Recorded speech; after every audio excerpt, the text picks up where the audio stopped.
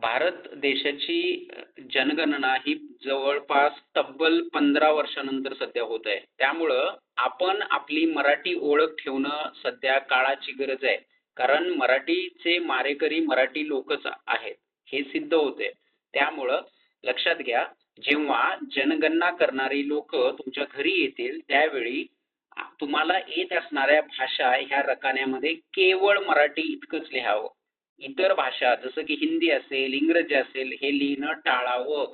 त्यामुळं तुम्ही बहुभाषिक आहात ही ओळख तिथं राहणार नाही आणि आपण मराठी ही ठामपणे मांडू शकतो आणि त्यातच आपल्या मराठीचं एक प्रकारे भलं सुद्धा आहे. नाहीतर मराठी माणूस किंवा महाराष्ट्र हे राज्य बहुभाषिक आहे.